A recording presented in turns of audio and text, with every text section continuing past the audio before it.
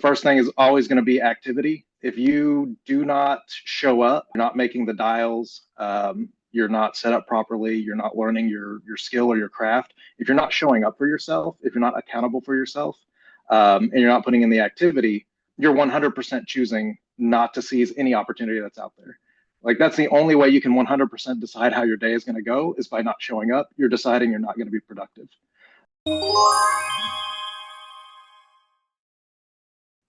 I've always had a 9 to 5, always. And I've got a medical condition. I got epilepsy, and every job that I ever had, I pretty much got fired from because I had a seizure on the job. If I'm being vulnerable with y'all, and I will. Um, and it just tore me up. It tore my wife up, tore my family up. We had a house, and we weren't able to hold on to it because I kept losing jobs, and I couldn't get the epilepsy under control. And we ended up moving in with my in-laws. God bless them. I love them, but I know it's not what we wanted. It's not. We didn't know what God was doing. And it was tough. And we lived with my in-laws for 2 years, and I came to Mike and I said I got like 2 or 3 grand saved up from my job, and I want I want to go all in. I've had my life insurance license for 3 years, and the guy that I was with basically just kept telling me to educate myself and just keep studying and don't worry, it's going to take off, everything's going to be fine, and it never was. I never made one sale. I was in the infinite banking side of things, and when I went to the 8% Nation conference, man, I met hundreds of people, a lot of them younger than me, that are very successful. I'm like, what is happening? What is the difference? Why are they successful and I'm not? And I've had my life. I'm freaking 5 years, 10 years older than you are, and you're able to do this and I'm not. What's the difference? Well, the common denominator is they found the right people. They found the right team that worked for them. And the guy that I was with, I will not speak ill will about the guy. He's an incredible human being. He's an incredible spiritual mentor for me, but he did not know what he was doing when it came to training, and that's what I needed at the time. And so I went to this conference. I went into this, and the guy said, one of the guys that I was with on my team, he said, "Oh, all Mike and Jalen do is final expenses. You probably won't learn much, but I mean, you might." And so, excuse me. So I went in there and I watched the thing, and I was just like glue. I was looking at Mike and Jalen the whole time, just like a kid in a candy store, just like, whoa, this is great.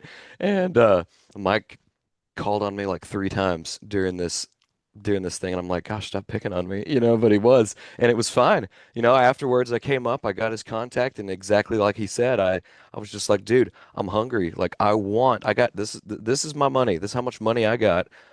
I want to make it work. I want to quit my job. It's killing me. I'm not making ends meet. I'm making enough to survive, but I'm not getting anywhere.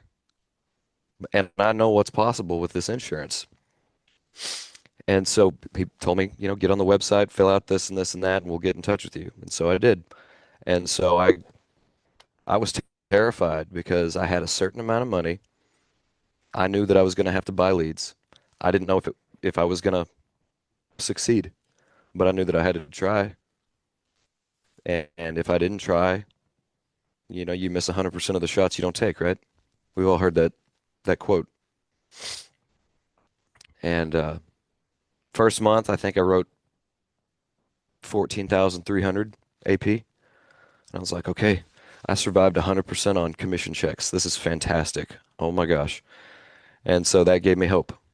The next month, which would have been October, apparently I wrote 24,000 or 26,000, whatever it was, which blew my mind. I didn't know I wrote that much. And now we moved, and that was one of my main goals is get out of my in-laws' house, give my wife a house, give my kids a place where they can actually, we don't have to worry about them breaking my in-laws' stuff. They can break my stuff. I don't care. It's my stuff. I can replace that. It's not someone else's stuff. Anyway, that's where we're at. We've moved. We're happy. We're tired as heck, but it's all coming together, man. Beautiful, man. Yeah. Beautiful, man. And you're doing what? Just 50 Kaboom leads a week? Yes. Yes. Like clockwork. 50 Kaboom leads. Talk about your activity throughout the day and throughout the week. What is some metrics you're looking to? Is it four presentations, five presentations? How many dials? Talk about your metrics of the week. So I usually try to start dialing no later than 9:30 every morning. 50 kaboom leads a week. Minimum 250 to 300 phone calls a day. And something Clark told me, which I really love, is shoot for one sale a day. But he also did something funny, which I've kind of adopted, is you challenge yourself. Don't take that lunch break until you get an app. Now, that doesn't happen every day, but I'm trying to get there. Sometimes you starve yourself, trying to do that. But it is motivating. But yeah, 4 to 5 presentations a day if I can. Um, 250 to 300 phone calls, at least one sale, which doesn't always happen, as everybody knows. But don't beat yourself up if it doesn't. So That's good. that's my activity. Yeah. And what would you do you for you, you have been a big guy when it comes to the pirate community. I feel like you are on every single morning call. You're always in a live dial session. You're probably always talking to Clark. Talk about the power of community. Talk about the power of Well, these morning calls and your coach. And I'm sure you reach out to Clark more than he reaches out to you. yeah, and I should reach out to him more also. But I will say that's the one of the powerful things about Anchor Point is that I don't know if y'all ever just look to see who's in what breakout room, but every day there's 4, 5, 6, 7 of us every day in that Anchor Point dial room, and everyone in that group is so willing to help each other succeed that I don't need Clark all the time. I don't have to reach out to Clark. I can talk to Jason. Jason can answer my question, or Jack or Nick or whoever, even Erica.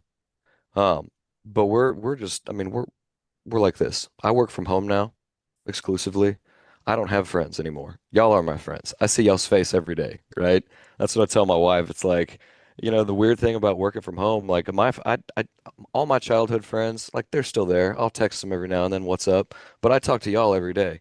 I see your face, your beautiful, wonderful faces. And I thank God for you. Something that the Chris and Zach and Roger, and I'm pretty sure Mike and Jalen both, they say that success happens in community, failure happens in isolation. And that couldn't be more true than anything. Like, I mean, I came from a background of firefighting and EMS, and you always have a partner. You always have people with you, and you succeed together as a team. And that's one of the reasons why I'm in the room every day. I'm just because I get lonely. I get lonely. I don't like working alone. But I mean, technology is awesome. The fact that I can jump on a Zoom meeting and y'all can keep me accountable and I can keep y'all accountable, it's awesome. We're a team because of that. When we went to when I went to my first, what's it called? The boot camp together with Anchor Point, with Jason and Jack and Clark and Erica and Nick. We met each other in person for the first time. Or at least I did. I feel like I'd known them forever. We show up at a Zaxby's and we're just like, "What's up, bro?" Dabbing up, like, "Man, it's great to see you," you know. And that wouldn't happen any other way without something like these Zoom meeting dial rooms that keep you accountable. I love it, man. And you're on a terrorist month. You're already at about dang near 10,000 in sales in the last 9 days. So you've I, definitely eclipsed I so needed that.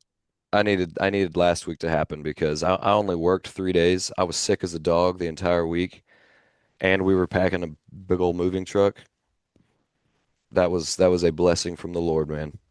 Talk about that, man. Like, because I think that people can be kind of surpassed when adversity is happening in your life. You say you weren't feeling good, No. you're moving, Yeah.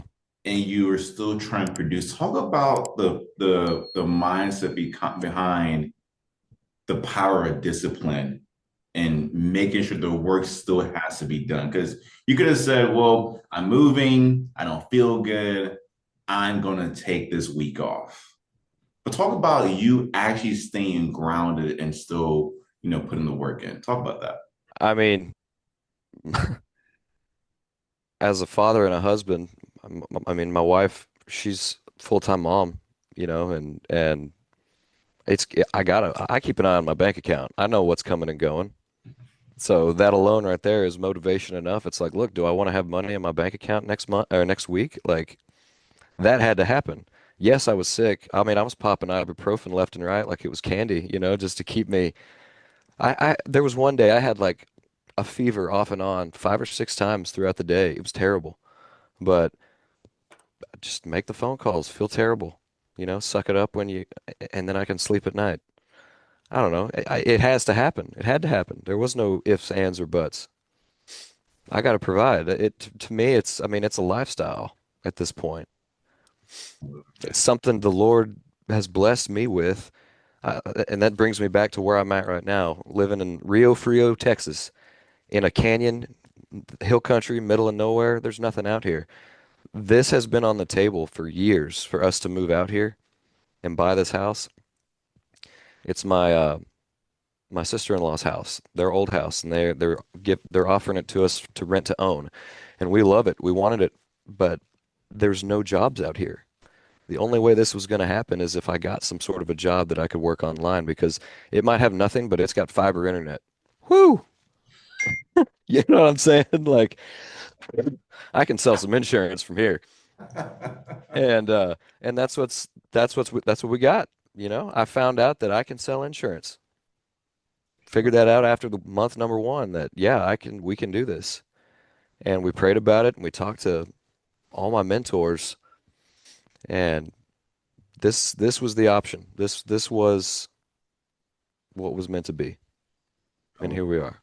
I love it, man. You're starting the whole duplication process of building, and Yeah, that's you know, brand new. I'm new myself, you yeah. know, but that doesn't mean you can't start doing it now. Mm. I'm learning. I haven't even been to one of the builders meetings yet just because I kind of forgot about it. And then I think I got a text from you last week inviting me to join, and I was like, I would, but I got to pack this truck, you know? And so I'm gonna be jumping on that Thursday, Yes, yes. first time. Yeah. Let me ask this, Ethan. So we can. I'm gonna end your segment this way. Yeah.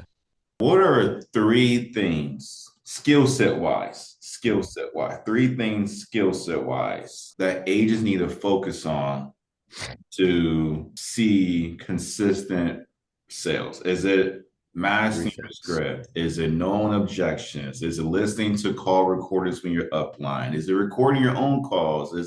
Like what are some skill set stuff? Is it knowing underwriting? What's some skill set stuff that needs to be happening so they can see more consistent sales? Three things. I would say the most important thing for me, the number one takeaway that I had coming into this, I think it's because of the guy that I was working with, and I'm not blaming him. I'm just saying this is what he trained me, how he trained me.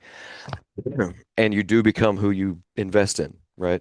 Who you invest your time in. You do become like the people you spend time around. And his whole thing was just, oh, just train, train, train, get it down before you sell. And one thing I quickly found is that the way that I learned best, and even that y'all coach, is fail forward. Do not be afraid to fail. Put in the reps. Get cussed out, hung up on, rejected. That was my biggest fear coming into this is the fear of rejection. And that's a big one. And it's powerful, and it's not easy. But but don't let that be the reason that you fail in this industry. Is because you can't accept the word no. Okay, so that's number one. Number two, definitely activity.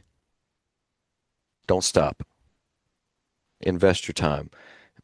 Something Clark told me, protect your dialing hours like it's gold. Okay? That's huge. Um, Last thing, if God gave you a gift, use it. Okay? If it's that you're able to relate to people and connect, then use it. You don't have to be the authority figure on day one. That comes. They say that authority is harder than what's the other side? Empathetic, empathy. Is that what it is? Authority and empathy. Authority will come the longer that you do this. You know, relating to people and being a people person is harder than it's harder to have that naturally. Okay. Don't feel like you're cursed if you don't have the authority up front. I don't feel like I have mastered, I've definitely not mastered the authority side, but one thing I'm good at is relating and empathizing with people. Clark is a master when it comes to authority. Don't compare yourself to people that are like good one way or the other. Comparing yourself is the best way to discourage yourself and push yourself away from succeeding, thinking that this job isn't for you. No, this job is for you. Use your gifts. And it might not just be authority or empathy. There's all kinds of stuff that God can has gifted us with. But those are the main two that people always talk about. Love it. I love it. Yeah. Man, Ethan, so cool, so calm, just hanging out, the box in the background, doing the morning call. I love it, man. I love it. You probably got your laptop and your leads in that box. I don't know. But hey, Ethan, great call. Thank you for hopping on. All I texted Ethan was, hey, can you speak on the Tuesday call? He said yes. He didn't ask me what about nothing. He just said yes. I said, cool.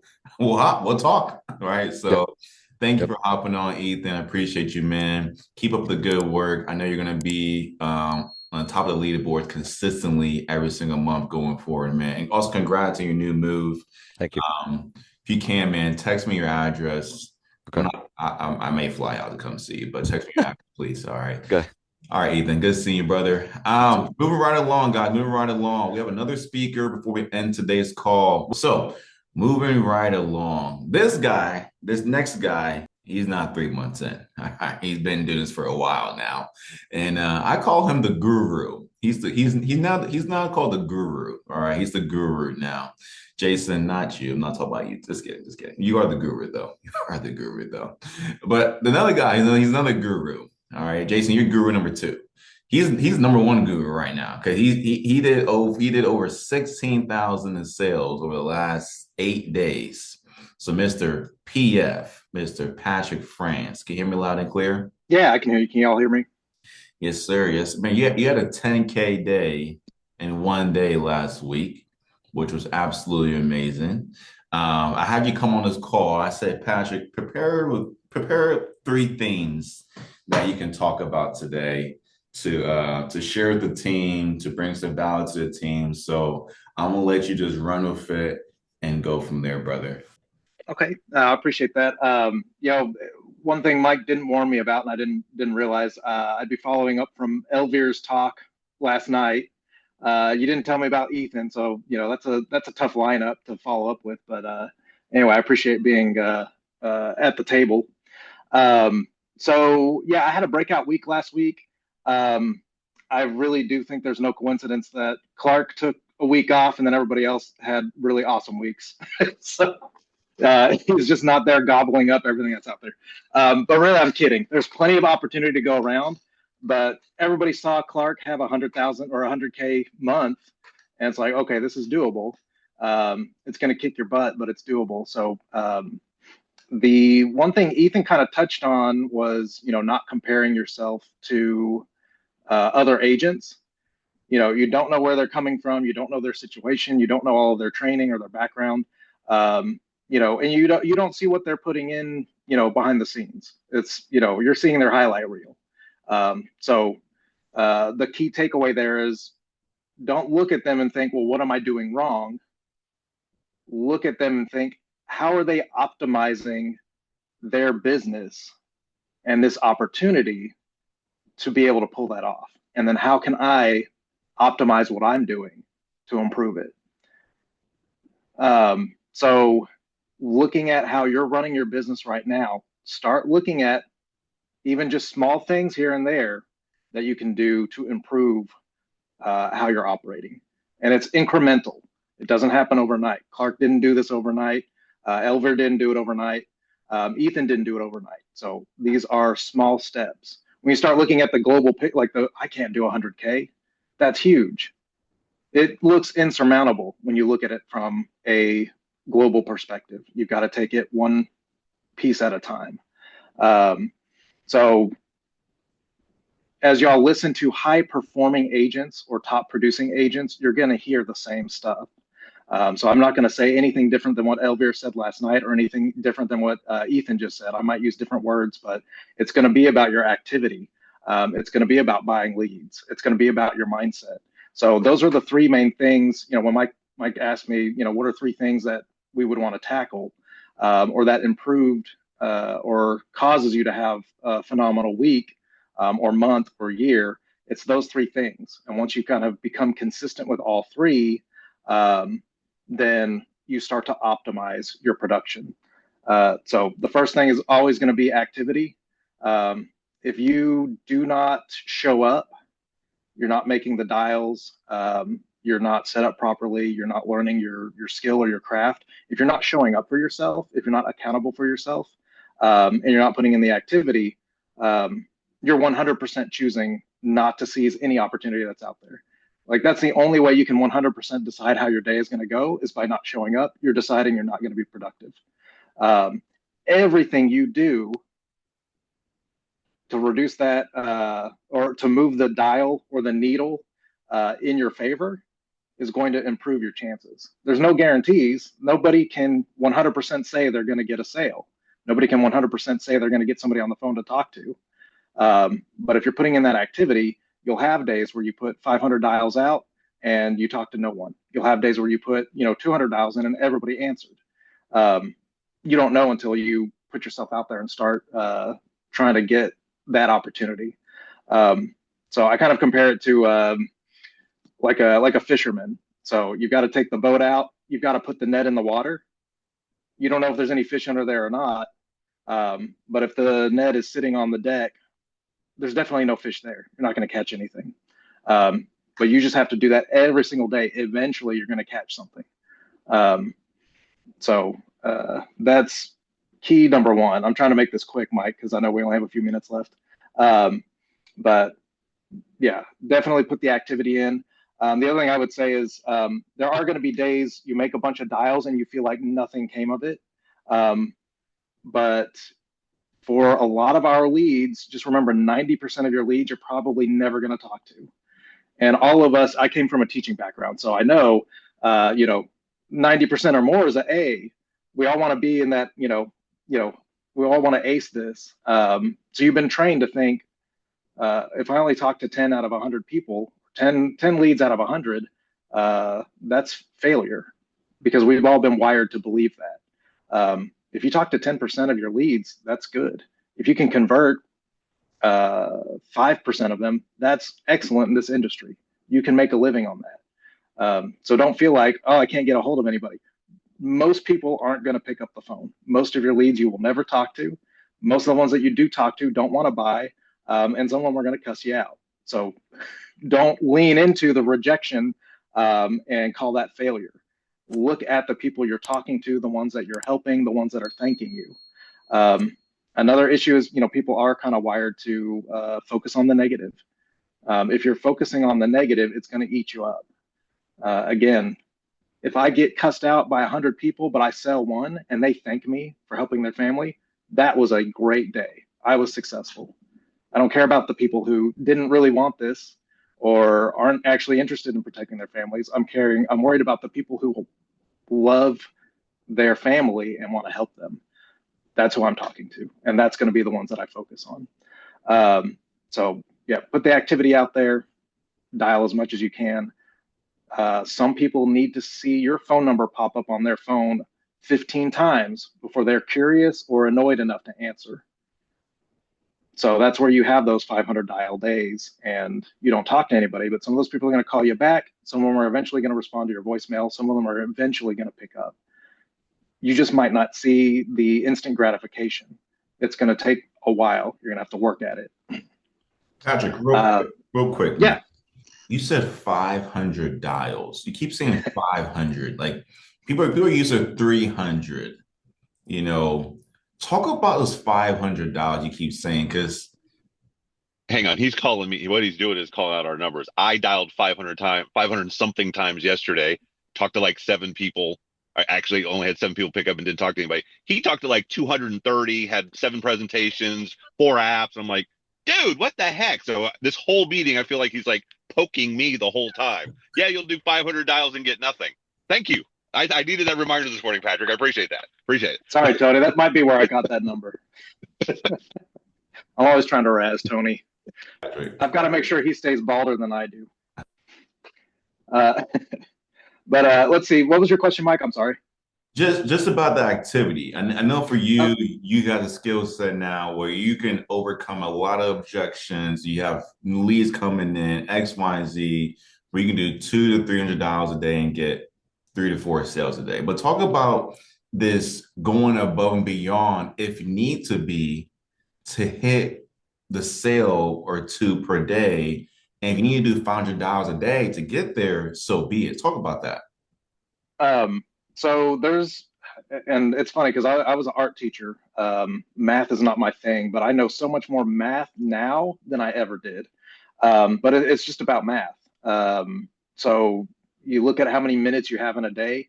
It takes 1 minute to make a dial. That's if you're calling the person and you're leaving a voicemail, it takes 1 minute. So you can do the math on that. However many minutes you have to work, you should be able to put a dial in there. I would say a sale takes about an hour. So maybe it takes you 100 minutes to dial 100 people. You should get somebody on the phone, hopefully. Get somebody on the phone, maybe an hour, hour and a half to get a sale. So that's 2 hours out of your day. Average sale is about 800 AP. When I was teaching, the pay per workday was $189 when I was teaching. I'm spending more than that in a day on leads. So when we talk about hitting those big dial numbers, 500 sounds like a lot, but it's like 500 minutes. And that's if you're having a bad day. Nobody's picking up, nobody's talking to you. I will say there are things I've done to optimize my operation where I can get more dials out. Yes, I can get on my phone and beep, boop, beep, boop, dial every number 500 times a day. It still takes a minute. But I do have auto dialer now, so that speeds up the process. So again, that just optimizes. I can get, think of it like a bigger net, for the fishing analogy. It's a bigger net you're casting. More dials you make, the bigger your net is. And that includes triple dials. So should only take a minute. And again, when you break your day down incrementally, that becomes more doable. If you only have, 3 or 4 hours to work per day, that should still be about 300 to 400 dials. You can still do it. But yeah, there are things that you'll gradually do incrementally to optimize your operation. If y'all get on live dials, I told a lot of people because I have seen people like punching phone numbers on their phone. And I'm like, do you have a spreadsheet with all those phone numbers listed? Just open that spreadsheet on your phone and tap the number once. So that's one way you can optimize your process. If you have them in a CRM, you just click a button. Eventually you can get like an auto dialer. It'll call 3 numbers at a time. So again, there's different tools and things as you grow into this business to make you operate faster. You don't need an auto dialer that calls 3 people at a time if you only have 50 leads. You're not at that level yet. But once you have 1,500 aged leads, that's something worth investing in. The other thing I wanted to talk about was opportunity. So you've got your activity, you're ready to dial, you've got your CRM set up or whatever it is that you're using. The biggest factor, though, I think, or I shouldn't say the biggest, but a huge factor and something that changed for me in the last couple of months. So like you mentioned, October, I looked at the issue paid for October when it came out last month. I didn't even make the top 50. I don't think I was on that list. I was on there for the annual agent, but I wasn't on there for October. For me, I was like, what the heck? Like I've almost the whole time I've been with Lasting Mark, I don't think I've never been on that thing. So that was like a jab at me. I need to like stop slacking here.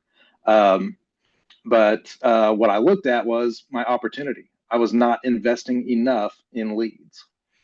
And so that was the big change I made for November. I had a 30K month in November. And then I'm almost at 30K for December already. We're only a week and a few days in. But that's because of one main change that I made. So I think, Mike, I think you had us on here with Corey Bell talking about the done for yous maybe in Yep. August. Yep. And so I invested my $2,000, had them set that whole thing up. Basically, it's you're your own lead vendor. So you're on Facebook, it's running leads. Business in a box, lead to client, they're managing it for me in the background. So I pay them the $2,000, and then they're like, all you have to do is let us manage it, and you just fund your ad. I was paying like $50, like $50 a day to fund my ad. And I was doing like, 10, 15K a month. So not bad, but I was like, I need to be making more. This isn't cutting it. Like I have 3 kids. My wife has a chronic illness. I've got a dad in memory care right now. So 2025 is hitting really hard this year. Uh, so I'm like, yeah, 15K a month ain't cutting it.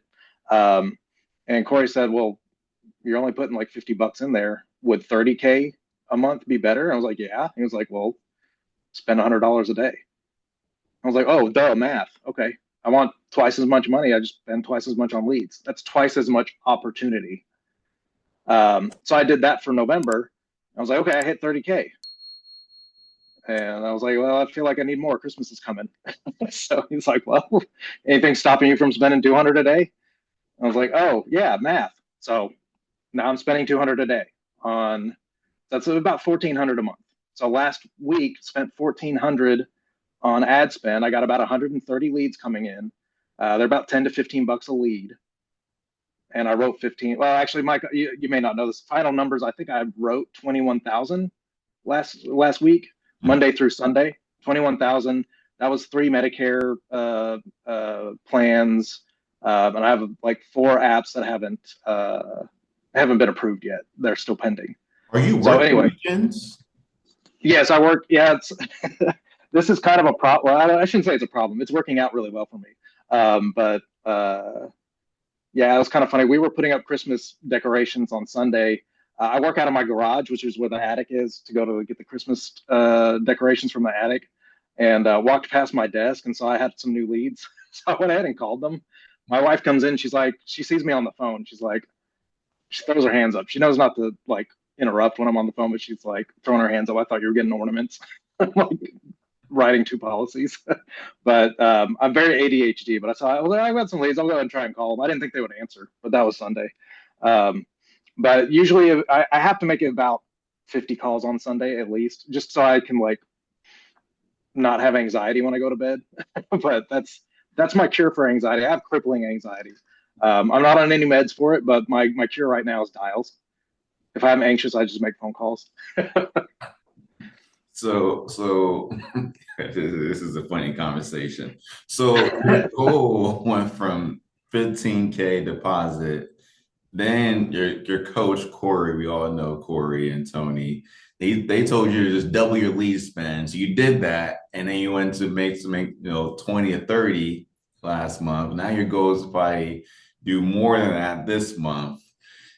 Talk about, same question I asked Ethan, but I'm asking you. Talk about the commitment. Like it's like right now you have a commitment to your spouse, to your children, to hit a certain financial number this month. And you are very, very hungry and determined, willing to even work the weekends.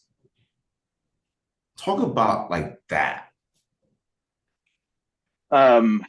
This Because is one of those. I'm sure there's so many things that can be distracting you, and you can make excuses for yourself.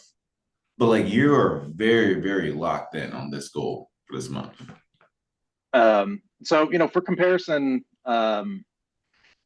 my first job, I was a construction worker. You had to be at the job site when the sun was coming up. You had to have your tools rolled out, and that's here in Texas. That's like 6 a.m.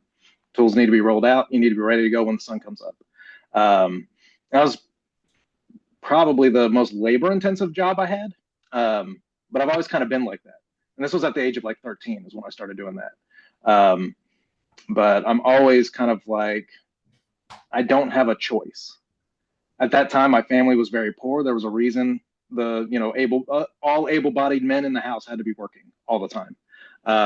So the family needed money. So I even get like emotional thinking about it.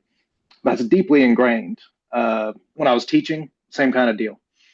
Commuted an hour to make $189 a day, commute another hour back. And my attitude was always, I don't have a choice. If I'm choosing not to do this, I'm choosing that somebody's going hungry. I'm choosing that the lights don't stay on. I'm choosing we don't have a place to live. So you'll have to understand every decision you make in your business, even indecision or inaction, is a choice. So if you're choosing not to put the activity in, you're choosing not to engage, or you're choosing not to produce, you're deciding somebody is going without. It may be you right now. Maybe you don't have a family. Eventually you might though. I can't remember who. I heard somebody talking about this. Someday I might have a wife, or I might have kids. I need to be prepared for that. Like that's something you want. You have to be prepared for that. You don't just have kids and now you have the money to support them. Most people, that is the situation. That was our situation. We didn't know it. I thought, well, I got a good job. We can have kids. But the teaching salary wasn't going to cover us. So we learned that very quickly. But yeah, it's one of those things. I'm always thinking about, I don't have a choice in the matter. Again, my wife has chronic illness that cropped up, 5 years into our marriage. And, we're 10 years of managing that, but it's always going to be a thing. And talking to people in their 60s and 70s who also, have chronic illness, the writing is on the wall. At 65, she's not going to have a social security check that's going to support her. That's on me. So every dollar that we make right now, if we're living month to month, that means the 20, 30 years when we're needing to be retired or we're not able to work, she's going to need something to support her. Our 3 kids have special needs. I think 2 of them will probably be able to have sustaining jobs. One of them maybe. So as far as I can tell, that's on me. That's not going to. So if you're going into debt and living month to month, you are spending tomorrow's money today. And that's a hard hole to dig out of. And being a teacher for 15 years, I'm still in that hole. But doing this for 4 or 5 years, it's a lot shallower hole now than it was when I started. And I'm almost out of that. So my goal for 2026 is to be debt free by the end of 2026. My goal for this month is to make more than I did the last 3 months in a row.